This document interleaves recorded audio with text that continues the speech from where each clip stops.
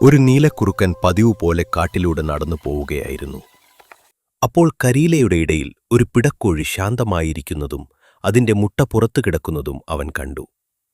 Hello കൂട്ടുകാരി, നീലക്കുറുക്കൻ സ്നേഹത്തോടെ ചോദിച്ചു. നിന്റെ മുട്ട വളരെ വിലപ്പെട്ടതാണ്.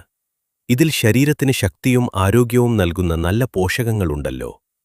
മനുഷ്യർ നിന്റെ മുട്ടയെ ദിവസവും കഴിക്കുന്നത് പ്രോട്ടീൻ, വിറ്റാമിനുകൾ, മിനറൽസ് എന്നിവയാൽ സമ്പന്നമായ ആരോഗ്യകരമായ ശീലമായാണ്. ഇത് പേശിബലം കൂട്ടാനും തലച്ചോറിന്റെ ആരോഗ്യം മെച്ചപ്പെടുത്താനും ഭാരം കുറയ്ക്കാനും സഹായിക്കുന്നു. പിടക്കോഴി അതിശയത്തോടെ നീലക്കുറുക്കനെ നോക്കി. നീ എത്ര സ്നേഹത്തോടെ സംസാരിക്കുന്നു, എനിക്ക് നിന്നെ വളരെ ഇഷ്ടമായി, അവൾ പറഞ്ഞു. അവർ നല്ല കൂട്ടുകാരായി. കുറച്ചുനേരം സന്തോഷത്തോടെ സംസാരിച്ച ശേഷം നീലക്കുറുക്കൻ പറഞ്ഞു, ഇവിടെ പല വന്യജീവികളുമുണ്ട്, നീയും നിന്റെ മുട്ടയും സൂക്ഷിക്കണം. പിടക്കോഴി പറഞ്ഞു. നന്ദി കൂട്ടുകാരാ, ഞാൻ ശ്രദ്ധിക്കാം. അതോടെ നീലക്കുറുക്കൻ യാത്ര പറഞ്ഞ് കാട്ടിലൂടെ വീണ്ടും നടന്നുപോയി. കുറുക്കന്റെ വാക്കുകൾ കേട്ട് പിടക്കോഴിക്ക് ഒരു കാര്യം മനസ്സിലായി. എല്ലാവരും നിങ്ങളുടെ കൂട്ടുകാരല്ല, എന്നാൽ എല്ലാവരും നിങ്ങളുടെ ശത്രുക്കളുമല്ല.